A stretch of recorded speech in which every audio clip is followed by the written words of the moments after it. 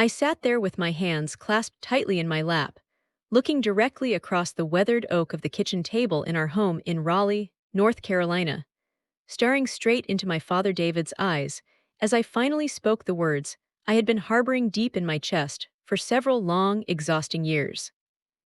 I made sure my voice was steady, refined by the discipline I had acquired in the service, and I told him with a cold clarity that if I was forced to listen to even one more single, unsolicited sentence from his wife Sandra about my personal savings or my military pay, there simply wouldn't be any room left for the polite, surface-level conversations we had been having. I let the weight of that statement hang in the air, and I looked him in the eye and told him that I would personally take it upon myself to explain to her exactly where she stood in my life, and precisely why every cent of my money was not, and would never be, hers to claim. The entire room seemed to drop into an instant, suffocating silence, the kind where you can actually hear the blood rushing in your ears, while the old refrigerator in the corner hummed a low, vibrating tune. My stepmother's decorative coffee cup, which she always held with such practiced elegance, froze halfway to her lips as she processed the bluntness of my declaration. My father looked at me with a mixture of shock and profound sadness, his eyes searching my face as if he truly didn't recognize his own daughter anymore, or perhaps he was just mourning the submissive girl he used to know. That was the singular, defining moment when everything in our family dynamic fundamentally shifted, and I knew right then that the foundation of our house had finally cracked beyond repair.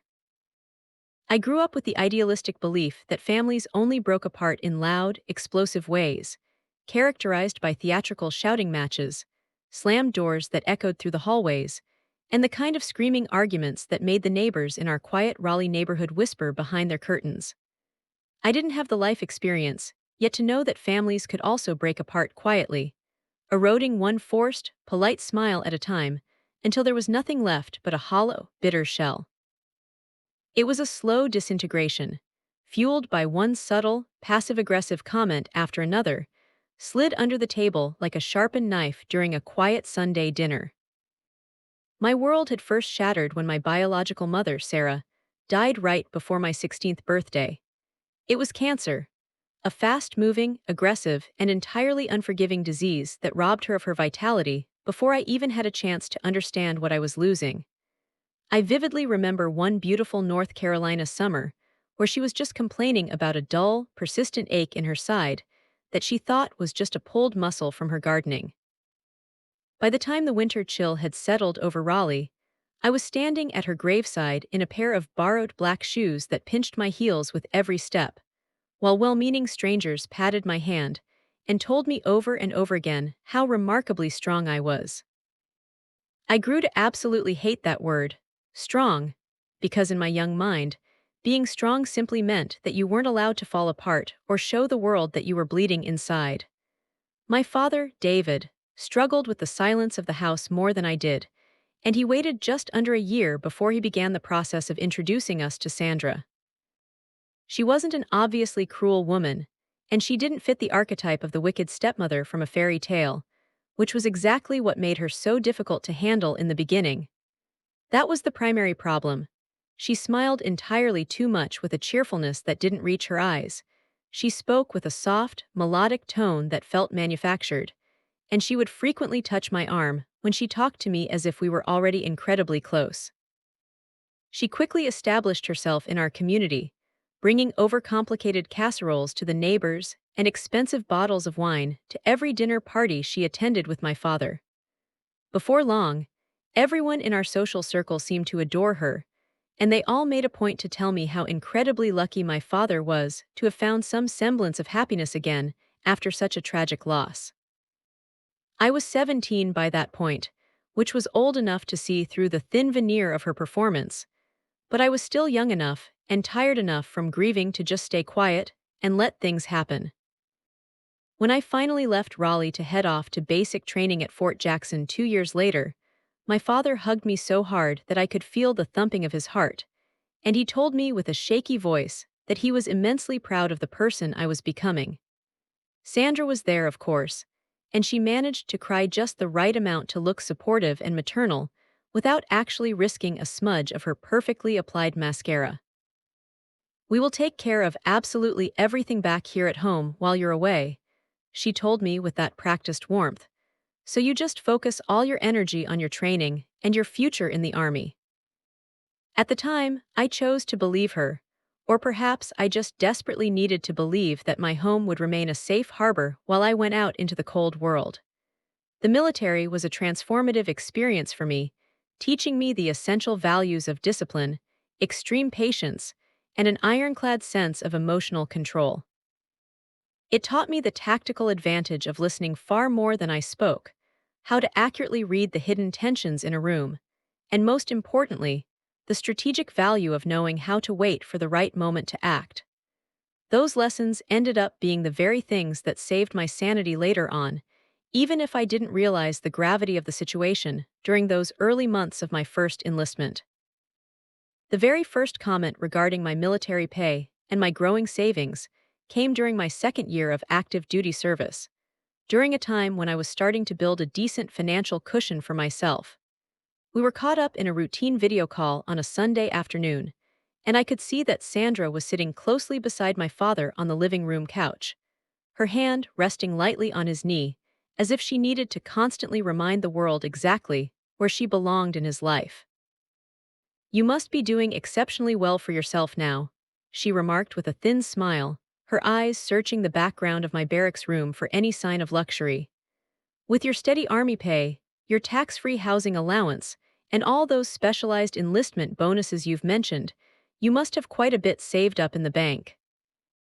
I simply shrugged my shoulders, keeping my expression neutral and professional, the way I had been trained to do under pressure. "I manage my money well enough, and I make sure I'm living within my means," I told her, offering as little detail as possible about my actual balance. "Well," she continued, her voice taking on a suggestive, oily quality that made the hair on my neck stand up, "it is certainly good to know that the family as a whole has that kind of financial security to lean on if things get tight." I felt a cold shiver of intuition run through me, because I deeply disliked the specific, inclusive way she emphasized the word family, as if my individual salary was suddenly a communal pot she had a right to stir. From that day forward, the comments about my finances became a recurring theme in our communications, though they were always carefully framed as motherly concern and delivered with a polite, soft-spoken tone. She would ask me pointed questions like, "Have you started thinking about your long-term estate planning yet, honey?" Or suggest, "Wouldn't it be so much easier on you if your father helped you manage your accounts since you're so young and often stationed in remote locations?" She would often sigh and remark about how money could be so overwhelming for a young woman to handle on her own, implying that I was somehow incapable of managing my own life. Each time these suggestions were made, my father would just nod his head quietly in agreement, staring at the floor or his phone to avoid meeting my questioning eyes. When I would finally come home to Raleigh on leave, I began to notice subtle but disturbing changes to the physical landscape of my childhood home. My mother Sarah's antique mahogany desk, which had been her favorite place to write letters and pay the household bills, was suddenly gone, replaced by a sleek, sterile glass table that Sandra claimed made the entire room feel cleaner and more modern.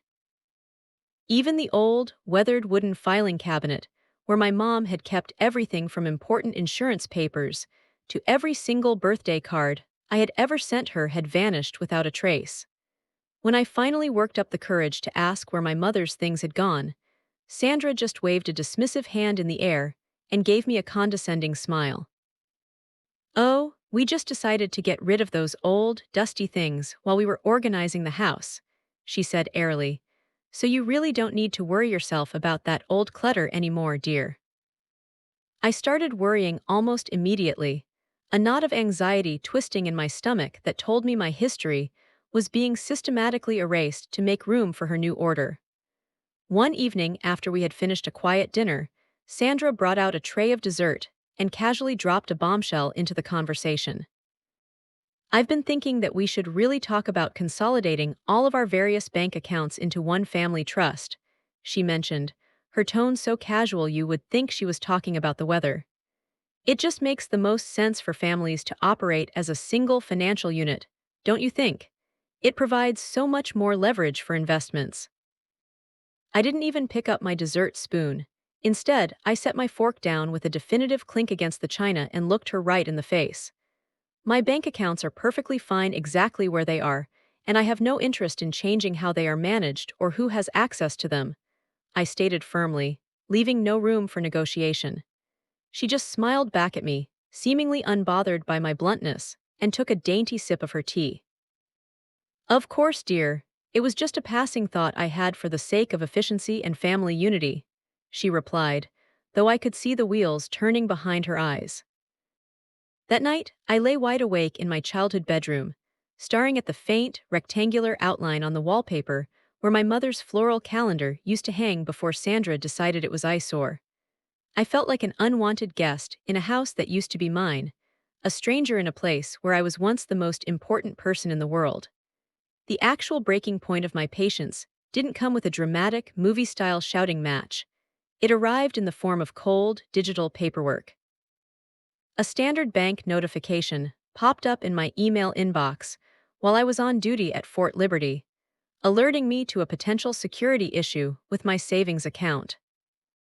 It was a routine security alert regarding an attempted access to my online banking portal and a failed attempt at an incorrect verification process for my security questions. I felt my blood turn to ice in my veins as I stared at the screen, knowing with absolute certainty that no one in the world had my login information or my passwords except for me. When I immediately called the bank's fraud department to figure out what was happening, the representative asked me if I had recently authorized a family member to help manage my finances, or if I had shared my social security number for account verification recently.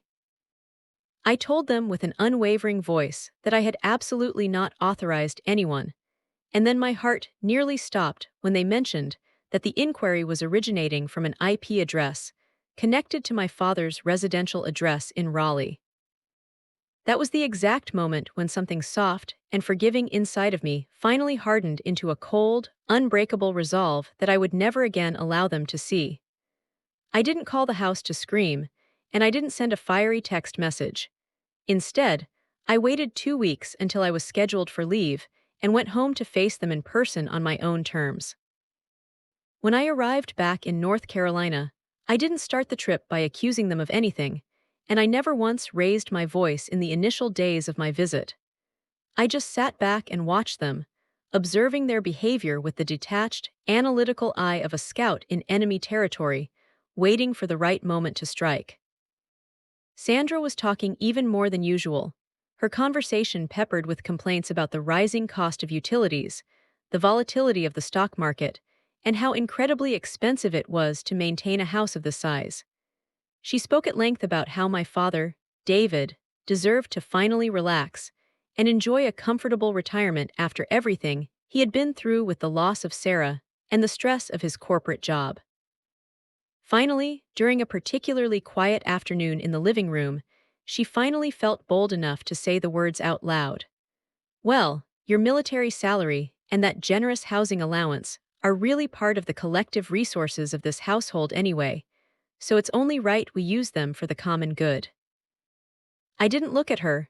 Instead, I turned my gaze toward my father, waiting for him to step in, to defend my autonomy, or to at least acknowledge that what she was saying was wildly inappropriate. He didn't correct her, and he didn't even look up from the newspaper he was pretending to read, choosing to hide in the safety of his silence rather than risk a conflict with his wife. That was when I slowly stood up, walked over to the kitchen table where they were sitting, and said the words that had been building like a pressure cooker in my chest for the last few years. I spoke calmly and clearly, without a hint of the anger that was vibrating through my nervous system, making sure they both understood the gravity of my warning. If I hear one more single sentence from your wife about my money, Dad, I said, locking eyes with him and refusing to let him look away this time, there will be no more polite conversations between us. I told them both that I would explain to her exactly where she stood in my life and why my money was not, and would never be, hers to touch or even discuss. Do you understand what I'm saying to you?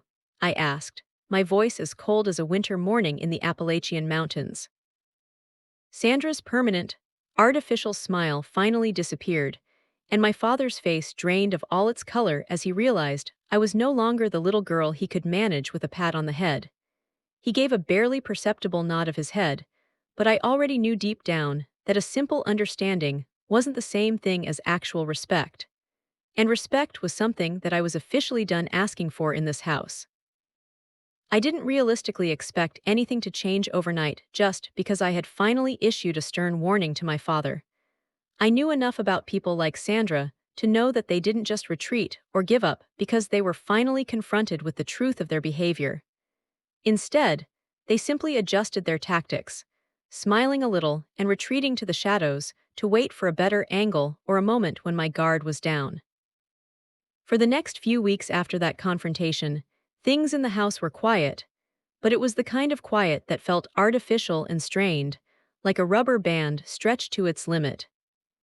Sandra stopped mentioning my bank accounts or my army bonuses directly, but she didn't stop the pressure campaign entirely.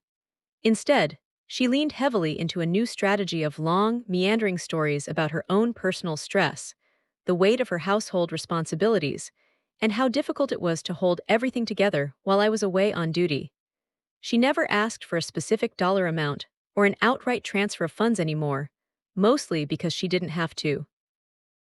She was a master of the implication, letting the silent pressure of her perceived needs hang in the air of the house, like the thick, oppressive humidity before a massive summer storm. In the meantime, my father seemed to be growing smaller and more insignificant with every passing day, a shell of the man who had raised me. I noticed the decline in the way he would immediately defer to her in every conversation, and how he would instinctively glance at her for permission before he answered even the simplest of questions. I would frequently catch him mid-sentence, abruptly changing the course of what he was saying just because she had shifted her weight in her seat or cleared her throat in a specific way. It was a subtle, almost invisible form of control, but once I had seen the strings being pulled, I found it impossible to unsee the puppet show. My time in the military had taught me a very important lesson about the nature of power. Control doesn't always come from the use of blunt, physical force. More often than not, the most effective form of control comes from slow, steady conditioning until the subject doesn't even realize they've lost their will to resist. The next time Sandra decided to test the boundaries I had drawn, she was smart enough not to do it within the walls of our home. Instead, she chose a large family gathering, one of those sprawling extended dinners where distant relatives from all over North Carolina showed up to eat and pretend that we were all much closer than we actually were. It was the kind of event with an overwhelming amount of food, far too much cheap wine, and just enough time for old, buried resentments to bubble up to the surface. I was sitting at the long dining room table, surrounded by the chatter of cousins and second uncles, when Sandra laughed lightly and turned to my aunt. "Well, with military income and the stability of the government pay scale, we consider ourselves very lucky as a family," she said loudly enough for the whole table to hear. "Not many families in Raleigh have that kind of financial stability to rely on these days, so we're very blessed to have her contribution." My fork paused halfway to my mouth, and I felt a flash of white-hot heat behind my eyes that I worked hard to suppress. I didn't even look at Sandra. Instead, I fixed my gaze on my father, David, waiting to see if he would finally be the man I remembered him being before Sarah died. He just gave a small, nervous chuckle and nodded his head toward the relatives, refusing to meet my eyes. "She's doing quite well for herself," he said, effectively validating Sandra's inclusive language and her claim on my life. That was the singular moment I felt the final crack in our relationship, the last thread of loyalty snapping under the weight of his cowardice. Later that same night, after the guests had departed and the house was quiet, I pulled him aside into the hallway where the shadows were long. We stood outside the door to my old bedroom, the door closed to keep out the prying eyes of the rest of the house. "I set a very specific boundary with you, Dad," I said quietly, my voice vibrating with a cold intensity that seemed to startle him. "And tonight, at that dinner table, she walked right over it in front of the entire family while you just sat there and smiled." He rubbed his forehead with a hand that looked older than it had a year ago and let out a long, weary sigh. She was just talking, and she was being complimentary of your success in the service, he replied defensively. You're reading entirely too much into a simple comment made at a dinner party among family. I looked him dead in the eye and told him, I am reading exactly what is there, and I am not going to let you gaslight me into believing otherwise. I told him that I was asking him one last time to handle his wife and make sure she stayed out of my business, or there would be consequences he wasn't prepared for. He just let out another long, weary sigh and shook his head in frustration. You just don't understand how complicated things are here between us, he whispered. That one sentence told me everything I needed to know about the state of their marriage and his own lack of backbone.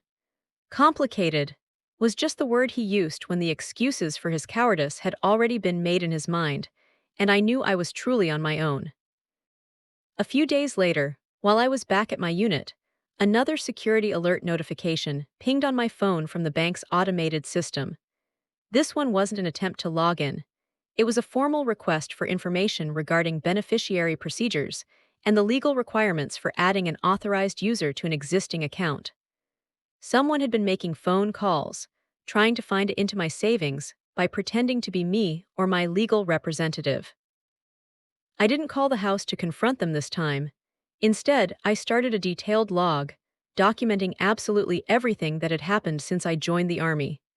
I recorded dates, times, specific bank statements, offhand comments Sandra had made, and even screenshots of her subtle, probing emails. I had learned long ago that in a conflict, emotions and memories could fade or be twisted over time, but hard records were permanent and unyielding. Sandra grew significantly bolder after that, likely mistaking my continued silence for a form of surrender or a lack of awareness on my part. She started framing her comments about my money as if they were just light-hearted jokes to be shared among her friends at her bridge club. We have to be very careful around, she would say with a high-pitched laugh during their weekly game, or she might decide to cut us off from our retirement fund. People laughed along with her, but I just sat there when I heard about it later, my face a mask of cold indifference. One evening, I walked into the kitchen during a visit and saw her handing my father a small stack of papers over the marble counter. These are just some basic estimates I put together, David, she said, with a sweetness that made my skin crawl. I thought we could look over these investment options together after leaves for her next deployment. I recognized the logo on the top of the page immediately. It was the logo of my specific military credit union, and my name was printed clearly on the cover sheet. That was the night I finally stopped trying to sleep. I lay in my bed, listening to the familiar sounds of the house as it breathed around me, the pipes knocking in the walls and the air conditioner clicking on and off in the humid North Carolina night. I stared at the ceiling for hours and felt something definitive settle into its final place inside of me, a cold resolve that felt like armor. It wasn't the hot, messy anger I had felt before. It was a crystalline clarity that illuminated the path forward with brutal efficiency. The next morning, I was out the door for a run before the sun even began to peek over the horizon. The cold morning air burned my lungs, but the physical sensation was grounding and reminded me that I was alive and capable of defending myself. With every rhythmic step I took on the pavement, I replayed every single thing I had seen and every red flag I had ignored, because it was easier than facing the truth of my father's betrayal. I realized that Sandra didn't want my help, and she didn't care about my well-being. She wanted total control of the narrative and the resources I provided. And the most painful part was realizing that my father was actively letting her take it from me, sacrificing his daughter for his own comfort. When I finally returned to the house, sweaty and out of breath, Sandra was already perfectly dressed and sipping a cup of coffee at the kitchen counter. She smiled at me like nothing was wrong in the world. "Good morning," she chirped. "Did you sleep well, or were you too busy thinking about your next mission?" "I slept fine," I replied shortly, heading toward the stairs without stopping. She tilted her head to the side, looking at me with a fake concern that made me want to scream. "You've been awfully quiet lately, honey. Is everything okay with your unit?" I looked at her and said, "I've been busy listening, Sandra." Her permanent smile flickered just for a fraction of a second, a tiny crack in her porcelain armor. Later that afternoon, I made my first tactical phone call, and it wasn't to my father or to his wife. I called the legal assistance office on base at Fort Liberty. I didn't start by giving them names or making accusations. I simply laid out the facts of the situation, the hypotheticals, and the various scenarios I was facing. The legal officer on the other end of the line was a seasoned captain who listened with a patient, professional silence as I detailed the bank alerts and the documents I had found. When I was finally finished, he asked a single question that made my stomach drop into my shoes. Did you at any point authorize any of these inquiries or share your personal information for the purpose of joint financial management? No, I told him firmly. I did not. Then you are absolutely right to be concerned about the security of your assets, he said. Hearing that word concerned made me feel validated in a way I hadn't felt in years. I wasn't being dramatic, I wasn't being paranoid, and I wasn't being an ungrateful daughter. I was a victim of financial exploitation. By the time I hung up that phone, the shape of the mission was becoming clear in my mind, and I knew exactly what I had to do. I wasn't going to spend another minute arguing with Sandra, and I wasn't going to spend any more energy pleading with my father to do the right thing by me. I was going to stop waiting for another boundary to be crossed and start preparing for the inevitable engagement. That evening, Sandra tried one last time to pull me back into her web, her voice soft and calculated as she caught me in the hallway near the stairs. No, she said, placing a warm hand on my forearm that felt like a snake. Everything that your father and I do is for the ultimate benefit of this family. I met her eyes and didn't pull away, but I made sure my gaze was as hard as flint. My money is not part of that everything, Sandra, I told her, my voice low and dangerous. Her hand dropped from my arm as if she had been burned by hot iron. She didn't say another word, but I could feel the shift in the air as I walked away. She had finally realized that I wasn't just pushing back against her. I was no longer a person who was available to be managed by her. And that loss of leverage scared her more than anything I could have ever shouted at her in the heat of an argument. I didn't uncover the full scope of the truth all at once. Instead, it arrived in small, dangerous fragments that only became terrifying once I started putting the puzzle together. The first piece was a piece of mail that was clearly not meant for my eyes, but it arrived while I was back at base, forwarded to me from my father's address. The envelope had been opened, and then resealed with a sloppy line of tape, then dropped into the outgoing mail pile almost like an afterthought. Inside was a formal notice from a major credit card company, thanking my father, David, for his recent inquiry regarding balance transfers and the addition of authorized users to an account in my name. The name on the account in question was mine, printed in bold, clinical letters that felt like a violation. I sat on the edge of my narrow barracks bunk, the paper shaking in my hands, and felt that cold, unmistakable sensation of dread crawl up my spine. It wasn't fear of them.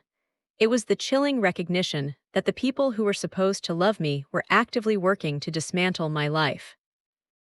It was the same feeling you get when a suspicion you've been harboring finally steps out of the shadows and looks you right in the eye. I called the customer service number on that letter immediately, my voice tight but controlled, and I spoke to a fraud investigator. The representative on the other end was professional and careful, but she eventually confirmed what I already suspected from the bank alerts. Someone using my personal identification information had requested various account access options and had even tried to order a duplicate card to be sent to the Raleigh address. They hadn't been successful yet, but the attempt had been deliberate, persistent, and highly organized. Is there any logical reason why someone would think they had the legal authority to act on your behalf in this manner? She asked me. I thought of Sandra's hand on my arm and the way she used the word family like a skeleton key to unlock doors she hadn't earned. No, I told her, there is no reason at all. I spent that entire afternoon locking down every single aspect of my digital and financial life. I changed every password, updated my security questions to things they couldn't possibly guess, and added verbal passcodes to my accounts that required a specific military phrase. I flagged my credit reports for heightened monitoring and placed a freeze on my identity with all 3 bureaus.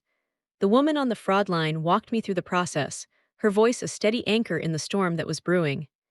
"You did the right thing by calling us early," she said before we ended the call. That word, early, haunted me because it implied that something far worse was destined to happen if I hadn't acted when I did. The next piece of the puzzle fell into my lap during my very next visit home to Raleigh for a long weekend. I was searching through the house for an old notebook Sarah used to keep. Nothing important, just something to help the house feel like it still belonged to my mother. I checked the hall closet, then the junk drawer in the kitchen, and finally, I opened a small, forgotten cabinet in my father's study. That was where I found the blue folder. It wasn't hidden behind a false wall or locked in a safe. It was just sitting on the middle shelf, tucked between some old household manuals and tax returns. It was a simple blue folder labeled in Sandra's neat, cursive handwriting with the word planning. Inside was a collection of printed emails, rough budget drafts, various loan projections, and a detailed list of assets, specifically my assets. My name appeared on almost every page, typed at the top of documents I had never authorized and had never even seen before in my life. There were notes scrawled in the margins in red ink about temporary transfers, family bridge loans, and eventual account consolidation. My throat went completely dry as I stood there in the quiet study, the air smelling of old paper and dust. I could hear the sounds of Sandra moving around in the kitchen just down the hall, the clinking of plates, the running of water, the ordinary sounds of a home that no longer felt safe. One specific page stopped me cold. It was a small, handwritten note on a yellow sticky pad, tucked behind a spreadsheet of my expected annual earnings and housing allowances. "She won't say no forever," the note read. "Once she truly understands the nature of family responsibility and how much David needs her, she will see that it's much better this way for everyone." There was no signature on the note, but there didn't need to be. I knew those loops and swirls anywhere from the birthday cards she had sent me. I closed the folder carefully, ensuring it was exactly where I had found it, and walked out of the study without making a single sound. My hands were perfectly steady, but my heart was hammering against my ribs like a trapped bird in a cage. At dinner that night, Sandra was her usual self, talking about the rising cost of groceries and how unpredictable the economy had become in North Carolina. She spoke with the practiced cadence of someone who was laying the groundwork for a future request, not someone who was asking for a favor. I sat there and watched them both, my father and my stepmother, and I thought about all the years I had defended his quiet nature to my friends. I thought about how many times I had told myself he was just grieving my mother, or that he was just tired, or that he was just a kind man trying to keep the peace. But in that moment, I realized that peace was an expensive commodity, and I was the only one being asked to foot the bill for it. Later that same evening, my father knocked softly on my bedroom door, looking for a way to bridge the gap. He stood there awkwardly in the doorway, his hands stuffed deep into his pockets and his eyes looking ancient and tired. "Your stepmother mentioned that you seemed a little distant and cold at dinner," he said, searching for an opening to talk. I didn't invite him into the room, keeping the barrier of the doorway between us. "I found the blue folder in your study, Dad," I said, my voice flat and devoid of emotion.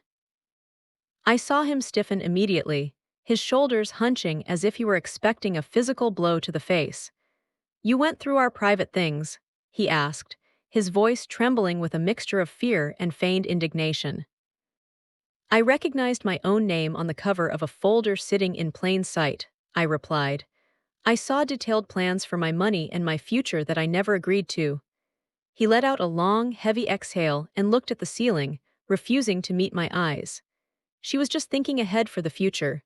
She was just trying to be prepared for when we retire. "For whom?" I asked. "For whose future exactly, because it certainly wasn't mine." "She worries about the house, and she worries about our security as we get older," he said, his voice pleading. "And what about me?" I asked, my voice rising just a fraction. "What about my security and the life I'm trying to build?" He just looked away, unable to answer, and that was all the confirmation I needed to know he was lost to her. After he left the room, I sat on the edge of my bed and let the realization wash over me like a cold wave. It wasn't rage, and it wasn't even grief anymore. It was just the dull, heavy ache of total, undeniable clarity. I finally understood that my father wasn't just a victim of Sandra's manipulation. He was an active, willing participant in the scheme to use me. The next morning, I was on the phone with the bank's fraud department again before the sun was fully up. This time, I didn't speak in hypotheticals or worries about what might happen. I gave them dates, times, descriptions of the documents I had seen, and the exact wording of the handwritten note. I gave them the address and the names of both my father and Sandra. The tone of the person on the other end of the line changed instantly, becoming sharp, official, and very serious. "Do not confront them about this yet," the agent advised me. "Continue to document everything you find, and we will open a formal investigation file." Hearing the word file made the situation feel so official, so heavy, and so permanent. By the time my leave was over and I returned to base, I had developed a systematic way of handling the betrayal. I scanned every single relevant document I could find. I took photographs of every handwritten note and every yellow sticky pad. I saved every single email and logged every conversation, noting the date, the time, and the exact phrasing Sandra used. I kept digital copies in two separate, secure cloud locations that they had no way of accessing. I spent my free time studying the laws regarding financial exploitation and account security in the state of North Carolina. The military had taught me the value of planning for every possible contingency, and I was applying that training to my own family with a heavy heart. Sandra noticed the change in me before my father did, sensing that her influence was waning. During one of our weekly phone calls, her voice sounded light and airy, but there was a sharp edge to it that I hadn't noticed before. "You've been awfully busy lately," she remarked. "You barely tell us anything about what's going on in your life anymore." "I'm just focused on my mission right now," I told her, giving her nothing she could use. "That's good, dear," she said, "but remember that we all have to do our part to support the family." I almost laughed out loud at the irony of her words. Instead, I just ended the call and added her words to my log of evidence. The final, definitive piece of the puzzle arrived unexpectedly in my email inbox, a message from a loan officer at a local bank in Raleigh. It was clearly a mistake, an email meant for my father that had been accidentally sent to me because of our similar names or a shared contact entry in their system. It was a simple apology for a delay in processing, followed by an attachment of a draft loan application. I opened the file and saw that my father and Sandra were applying for a significant home equity loan, and listed under collateral and expected income was my military salary and my future retirement projections. That was the moment I knew for sure that they were willing to bankrupt my future for their present. This wasn't just a case of overreaching or a misunderstanding of boundaries. This was a calculated, long-term strategy to use my life as a financial backstop for their own desires, and I knew that strategies could be dismantled if you had the right intelligence and the will to act. I didn't sleep much that night, lying in the dark barracks and listening to the rhythm of the life around me. I thought about my mother Sarah and how meticulous she had been with everything in her life.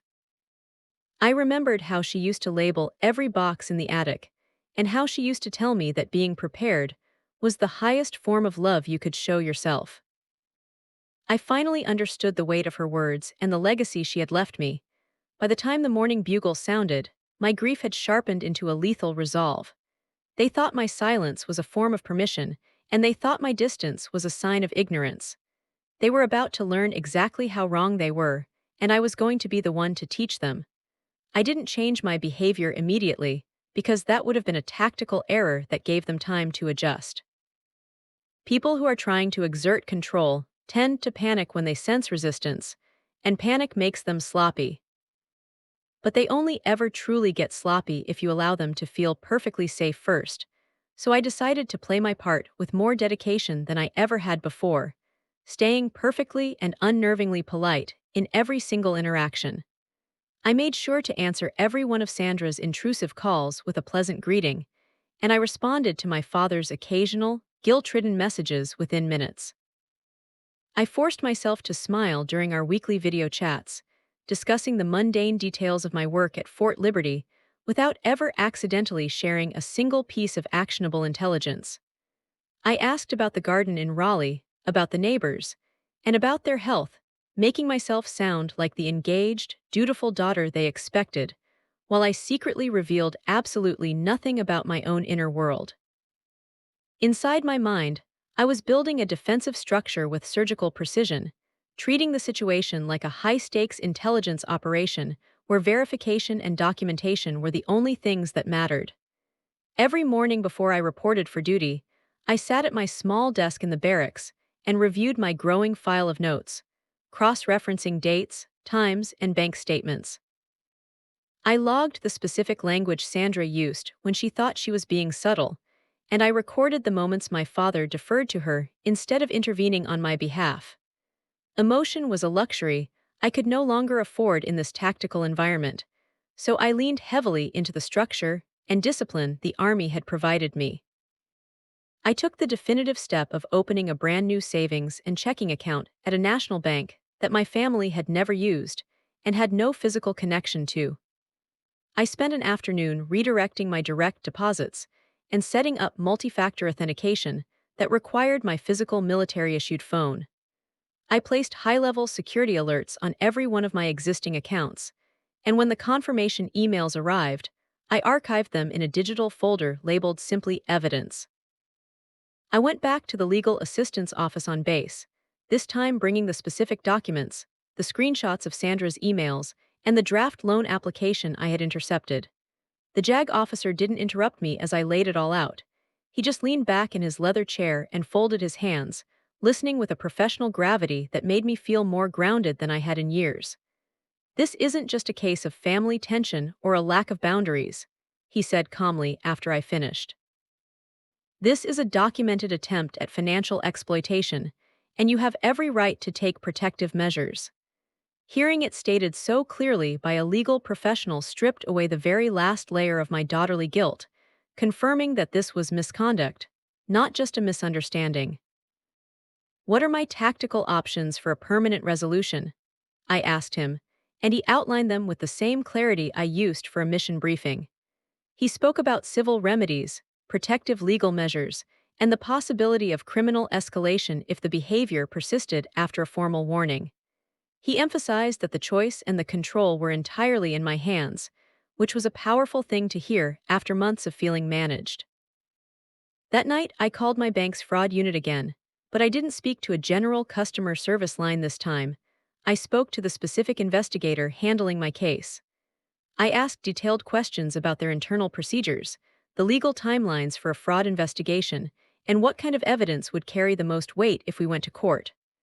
While I was on that call, a message from Sandra popped up on my screen, telling me that David was stressed, and they were all just so worried about me. I saved the message to my log, without a second thought, and continued my conversation with the investigator. The next step in my strategy was by far the most difficult, because I had to let them think that their long-term conditioning of me was actually working. During a phone call a few days later, I casually mentioned that I was feeling completely overwhelmed by the responsibility of managing my finances alone while being so busy with my unit.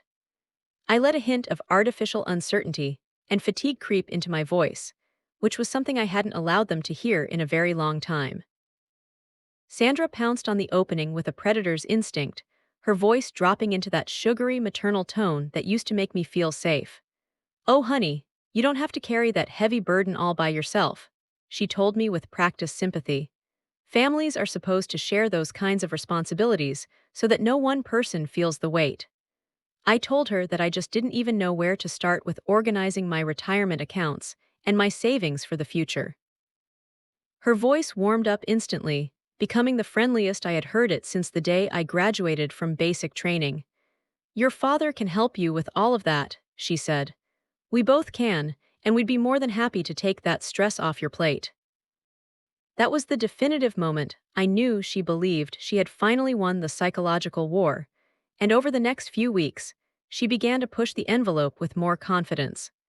She would make a careful suggestion about centralizing assets one day, and the next day she would mention a form she thought I should look at for the sake of the family's stability.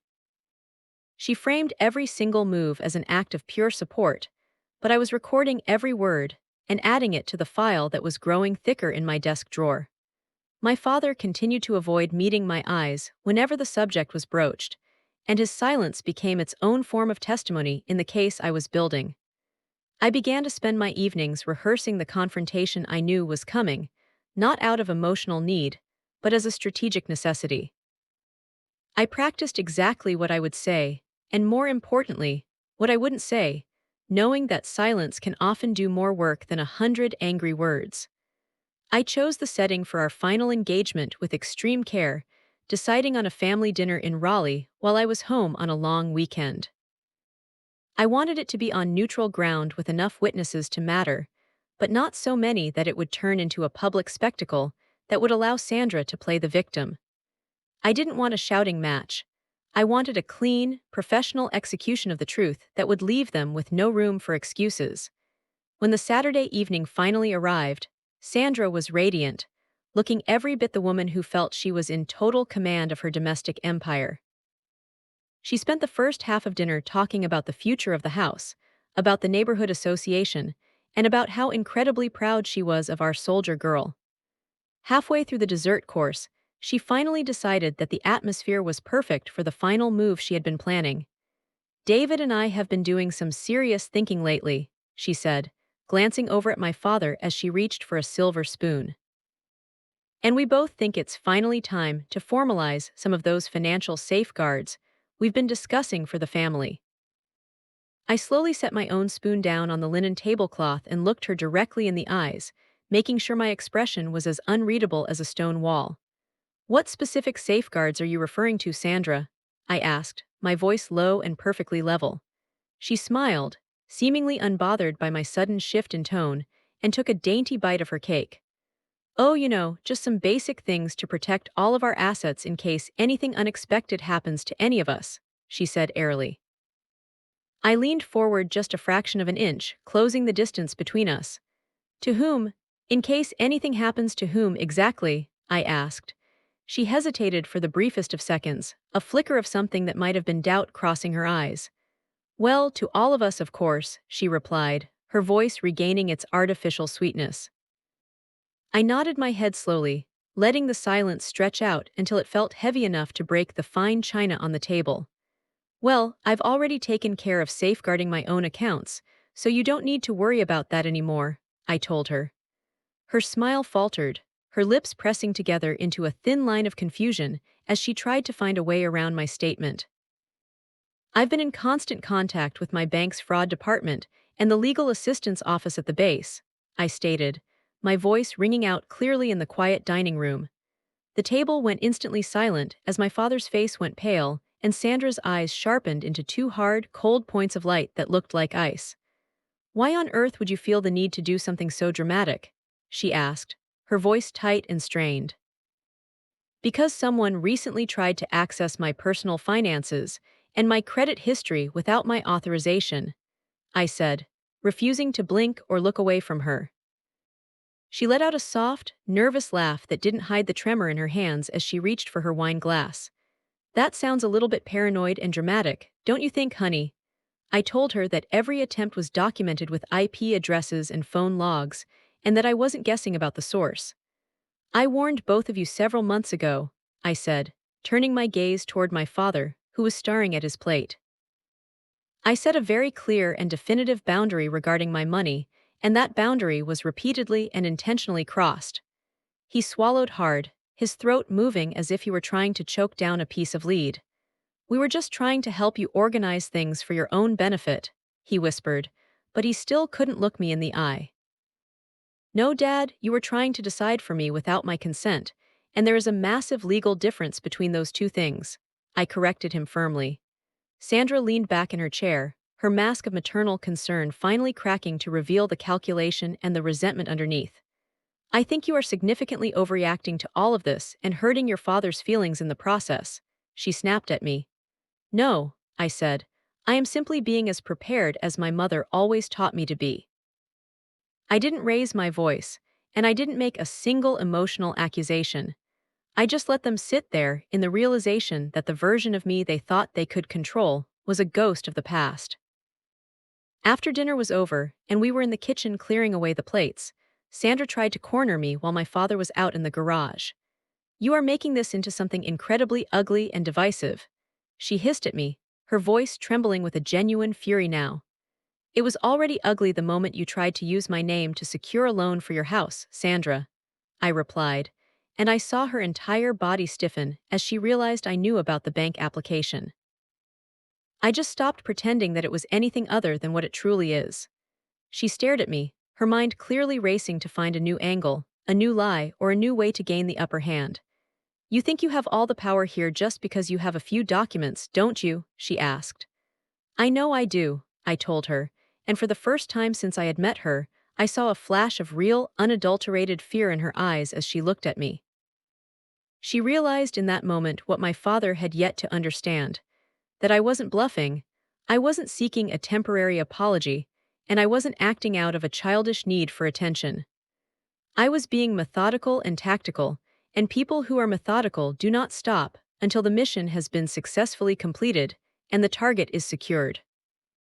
The entire idea for that dinner had been Sandra's, framed as a grand gesture of reconciliation that should have been my first major warning sign that something was wrong. I knew that people who have wronged you rarely seek peace unless they are desperate to regain the ground they've lost or to manipulate you into a new position. She had suggested inviting our extended family, aunt, a cousin I hadn't seen in 2 years, and several family friends who still treated me like the quiet 15-year-old girl I used to be. It will be a wonderful opportunity for all of us to reconnect and heal, Sandra had told me over the phone with that oily sweetness. We've all been under so much unnecessary stress lately, and we need to be a united front. I had agreed to attend immediately, which I could tell had surprised her, probably making her think that her previous months of pressure had finally broken my resolve. I could practically hear her mental wheels spinning as she recalibrated her plan for the evening on the other end of the line. The evening had started out crisp and cool, a beautiful North Carolina autumn night where the air smelled of dry leaves and wood smoke. Sandra had set the table with her finest linens and spaced the beeswax candles with a precision that felt like she was setting a stage for a Broadway performance. She was dressed in a soft, cream-colored cashmere sweater that was designed to make her look approachable, kind, and maternal to everyone in the room. My father had been hovering nervously near the kitchen sink when I arrived, drying the same crystal glass over and over again until I thought he might crack the glass. When the other guests finally arrived, the house was filled with the sounds of practiced laughter and the comforting smells of cinnamon and roasted root vegetables. Everyone was complimentary of my appearance, and several of the older relatives mentioned how proud they were of my ongoing service to the country. Sandra took every single opening she was given throughout the first 2 courses of the meal to center herself in my success. Is doing so remarkably well for herself, she would say with a bright smile, and we are just so incredibly grateful as a family for that kind of financial security. There it was again, that recurring theme of collective ownership that she kept trying to weave into the conversation like a toxic thread. I caught my father's eye several times, but he would immediately look away, unable to bear the weight of my scrutiny. The dinner itself had been a long, slow affair of rehearsed stories and shared laughter that felt entirely too loud for the small room. Sandra steered the conversation with the skill of a seasoned diplomat, always circling back to the themes of family responsibility and the importance of planning for the future together. I just sat there, eating my dinner and waiting for the exact moment I had planned for, which finally arrived during the coffee and dessert service. So, my aunt said, turning to me with a kind smile, do you plan on staying in the army for the long haul, or are you thinking about civilian life? I told her that I genuinely liked what I did and that a full career was definitely a possibility for me. Sandra immediately chimed in before I could even finish my thought. And with the kind of generous income she has, she's going to have so many wonderful options for the future of this family, she added. I set my coffee cup down with a deliberate, audible clink and asked, what specific options are you referring to, Sandra? She blinked at me, her smile faltering for just a second before she recovered her mask of cheerfulness. Well, things like investing for the house and making sure everyone is taken care of as your father and I get older, she said. The table went completely quiet as the other guests sensed the sudden shift in the temperature of the room. I reached into my bag, which was sitting on the floor beside my chair, and pulled out a slim, white legal envelope, placing it directly on the center of the table between the candles. Sandra's eyes were glued to that envelope instantly, her pupils dilating as she tried to guess what was inside. "What is that, dear?" she asked, her voice trembling just enough to be noticeable to everyone at the table. "It's a summary of the recent unauthorized activity and security alerts connected to my bank accounts," I said, my voice cutting through the quiet like a cold wind. I saw my father stiffen in his chair, his face turning a shade of gray that made him look like a ghost. Sandra gave a light, airy laugh that sounded brittle and hollow. "Is this really the appropriate time or place for this kind of business talk?" she asked. I told her that I thought it was the perfect time and the perfect place, since she had already made the topic of my money a matter of public conversation. I didn't open the envelope or show the guests the contents. I just let it sit there in the middle of the table like a live grenade. I told the room that I had been contacted by my bank regarding multiple attempts to access my accounts and several unauthorized inquiries into my credit history and military records. The room went deathly still, and Aunt looked between us with an expression of utter confusion and growing concern. "That sounds like it must be some kind of clerical mistake at the bank," Sandra said quickly, her voice rising in pitch. "You know how big corporations make mistakes like that all the time, honey." "Not these kinds of mistakes, and certainly not repeatedly from the same IP address," I said, looking her right in the eye. My father finally spoke up, his voice barely more than a desperate whisper. "Can we please just put that away and talk about this later in private?" I told him that I was perfectly comfortable talking about it right now, since our family security was clearly something they felt comfortable discussing with everyone else. I saw Sandra's jaw tighten as she realized she had finally lost control of the room and the narrative she had worked so hard to build. I told the entire table that I had opened a formal investigation file with the fraud department and had consulted with legal experts on base. The shift in the air of the dining room was immediate and palpable, as the other guests began to look down at their plates or at each other with realization. Sandra's hand was trembling so much that she had to put her water glass down, her smile now looking like it had been carved out of stone. "This is all so completely unnecessary and hurtful," she whispered, her eyes welling with artificial tears. "We are supposed to be a family that trusts each other." I told her that trust was earned, and that it was exactly why this conversation mattered so much to me. No one else at the table spoke a single word, and the only sound was the low crackling of the candles as they burned down. I turned to my father and reminded him that I had given him a clear warning about these boundaries months ago. "I'm not here to make a public accusation or to ruin the evening," I said to the room. "I'm just here to inform you of the facts of the situation."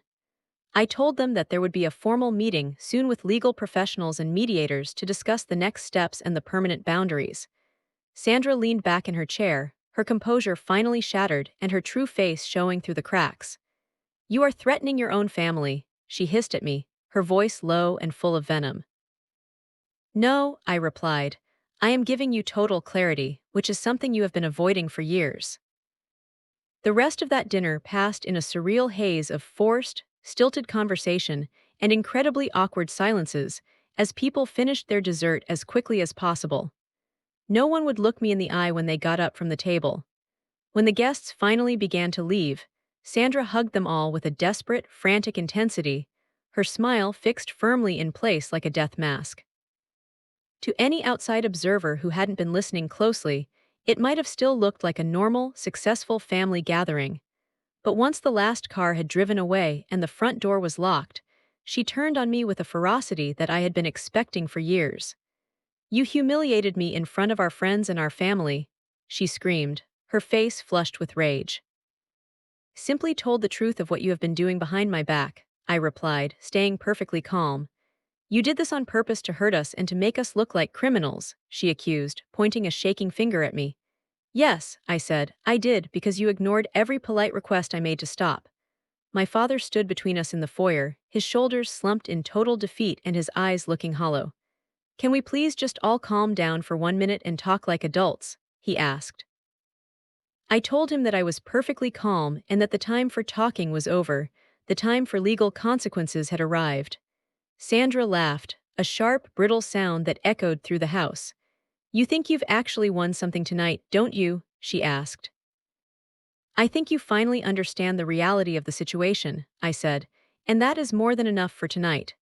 She stared at the white envelope that was still sitting on the dining table, visible through the doorway.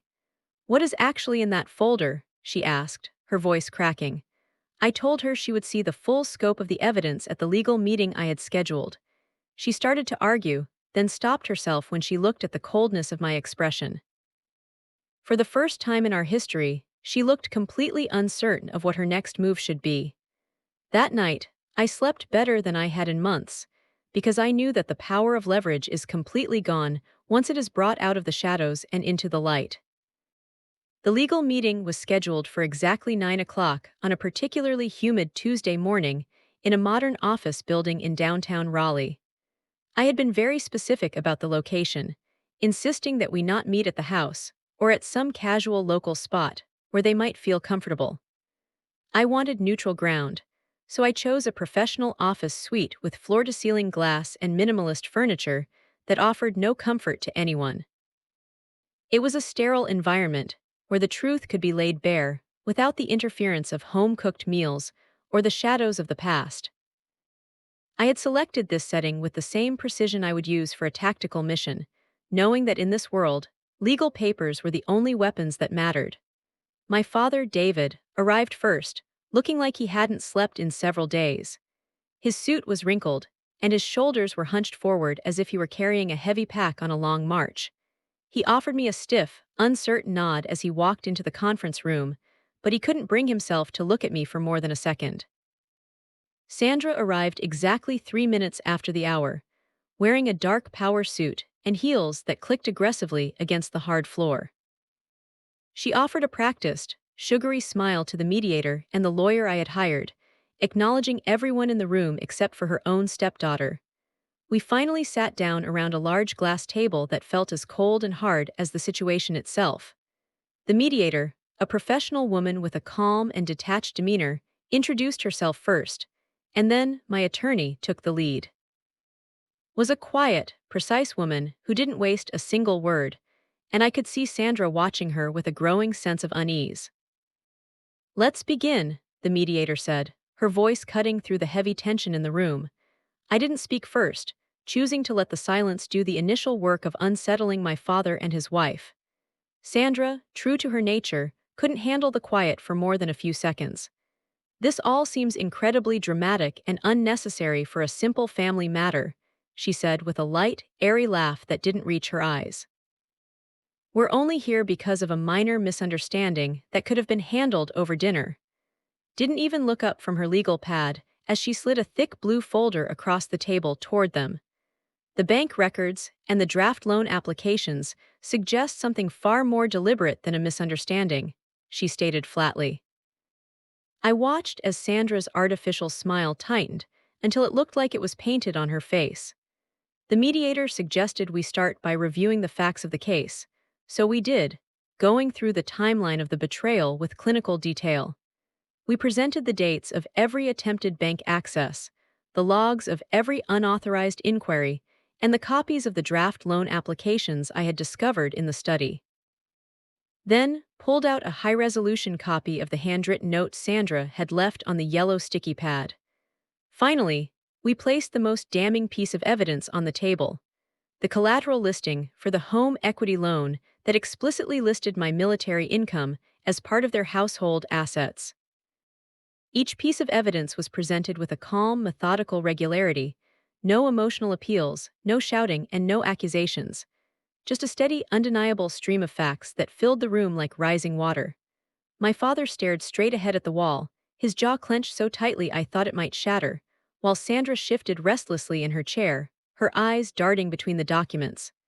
"This doesn't actually prove any kind of criminal intent," she said, her voice losing its melodic quality. "Families make plans for the future all the time, and it's perfectly normal to discuss assets." Looked at her over the rim of her glasses. It is not normal to list another person's salary as collateral without their knowledge or consent, she replied. The silence that followed was absolute and heavy. The mediator turned to me and asked, "What specific outcome are you seeking from this meeting to resolve this matter?" I took a slow, deep breath, making sure my voice was as steady as a dial tone. "First," I said, "I require a formal written acknowledgement that my finances are mine and mine alone, and that you have no legal claim to them." Sandra started to speak, but I held up a hand. "Second," I continued, "I want a signed statement from both of you confirming that every prior attempt to access my accounts was unauthorized and illegal." I saw my father flinch at the word illegal, the true weight of his choices finally sinking in.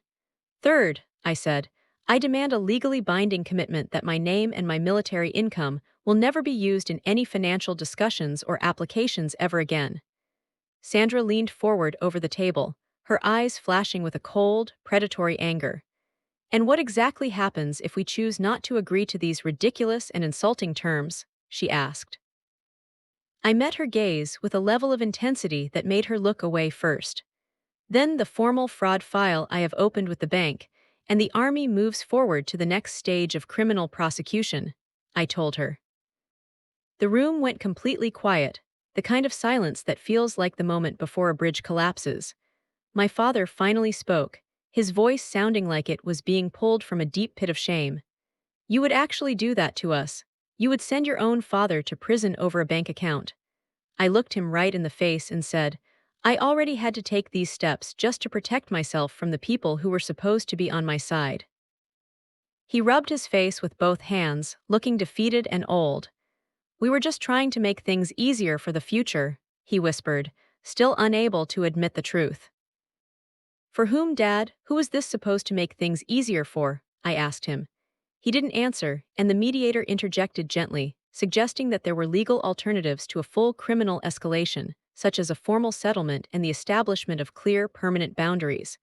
"That is exactly what I am offering you today," I said.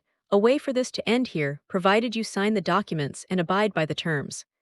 Sandra let out a sharp, brittle laugh. "You're actually enjoying this, aren't you? You're enjoying having this kind of power over your own family."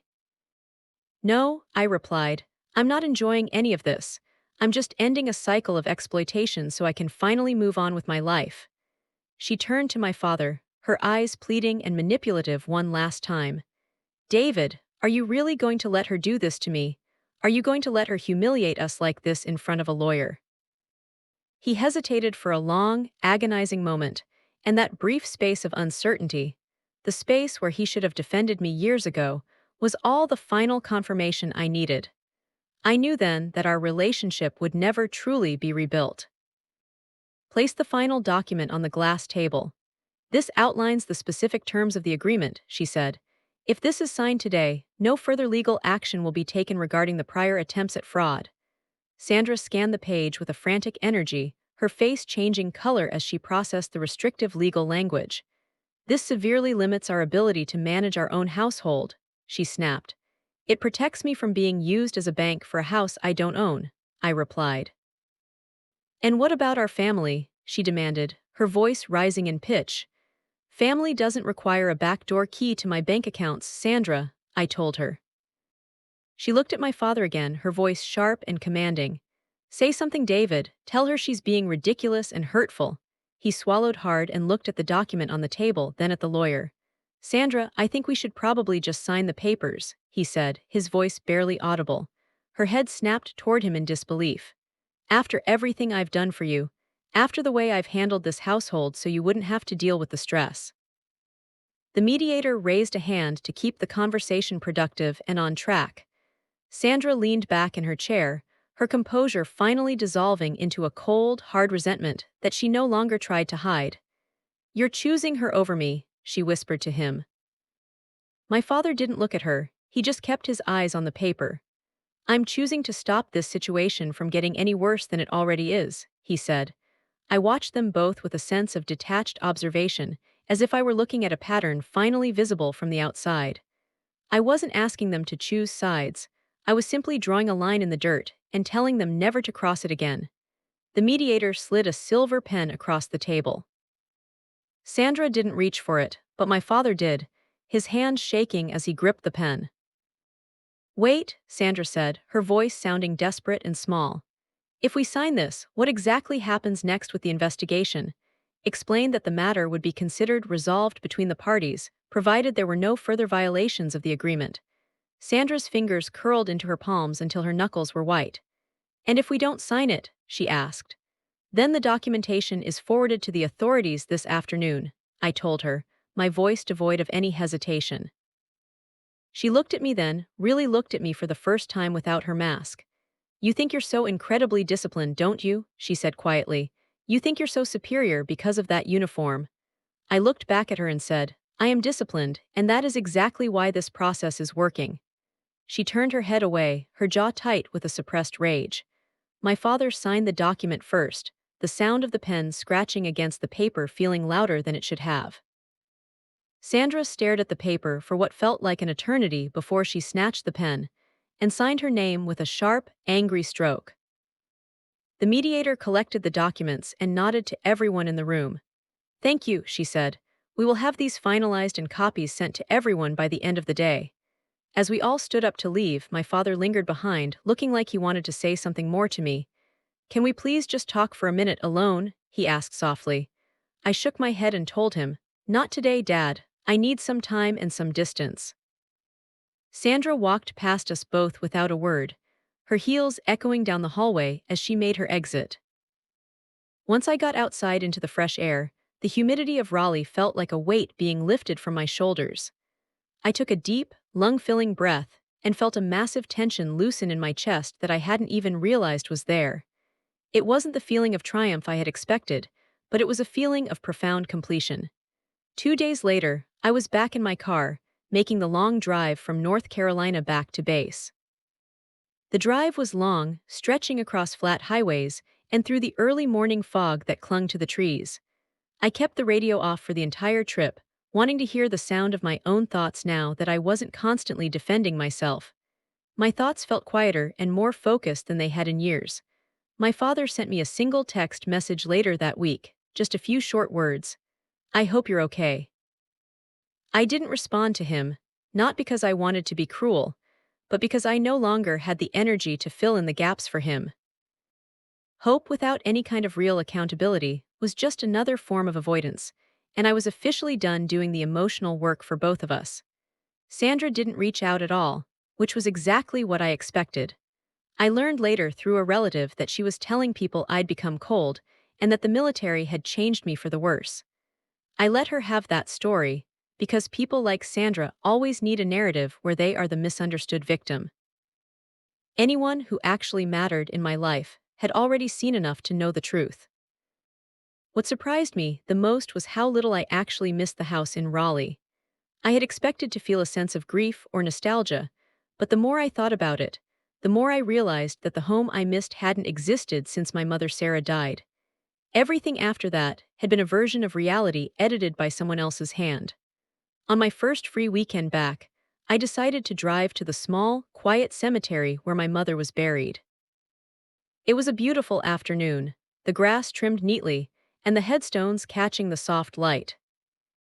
I didn't bring any flowers or any prepared speech. I just stood there in front of her grave and told her the simple truth. I handled it, Mom, I said softly, the wind moving through the trees. I didn't let them take what wasn't theirs to take. I thought about the 15-year-old girl I had been when she died, and how desperately I had tried to keep things together. I thought about how willing I had been to disappear just to make space for other people's comfort. I wished I could tell that younger version of myself that it hadn't been a sign of weakness, but just love that had been misdirected toward people who didn't deserve it. I finally learned how to say no, I whispered, and I learned how to mean it. For the first time in years, I didn't feel like I was waiting for someone else's permission to breathe or to exist. Life slowly settled into a new rhythm after that, one that was built on my own terms. My finances stayed exactly where they belonged, and my name was removed from everything that wasn't mine. The fraud file was eventually marked as resolved and closed. I took the folder labeled evidence and placed it in storage, not as a threat, but as a permanent reminder of the boundaries I had drawn. My father tried to reach me one more time a few months later, leaving a long, rambling voicemail late on a Friday night. He sounded tired and older, his voice cracking as he spoke. "I should have protected you," he said. "I know I failed you, and I am so deeply sorry for that." I listened to the message twice, taking in the weight of his words, and then I archived it. Apologies didn't rebuild the trust that had been systematically dismantled over the years, but they did acknowledge the damage that had been done. I wasn't cruel enough to deny him the chance to reflect on his actions, but I also wasn't obligated to resume a relationship just because he finally understood the cost of his silence. Some lessons in life simply arrived too late to fix what had been broken, and that wasn't my responsibility. The military had given me structure, and my mother had given me values, but this experience gave me something else entirely: a clear set of boundaries. I learned that boundaries aren't meant to be punishments, but clear lines drawn with intention to show where you end and where someone else begins. I didn't walk away with a sense of satisfaction or a desire for a victory lap, because there is no triumph in a family's collapse. What I gained was something much quieter and more sustainable. I gained total ownership of my own life. I gained the understanding that respect does not require someone else's permission, and that being difficult is often just another word for being unwilling to be used by others. Most of all, I learned that family isn't defined by having access to your bank account. It is defined by genuine care and respect.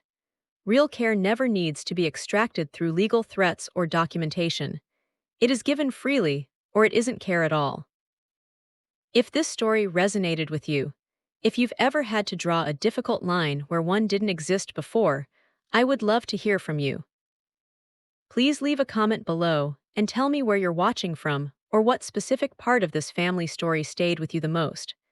We share stories like this every single day, stories about personal boundaries, resilience, and finding your footing again after the ground has been pulled from beneath you. If you don't want to miss the next one, make sure to subscribe and stay with us as we navigate the complexities of life together. Let's keep walking this path of growth and understanding, one story at a time. Thank you for being a part of this community and for listening to the truth.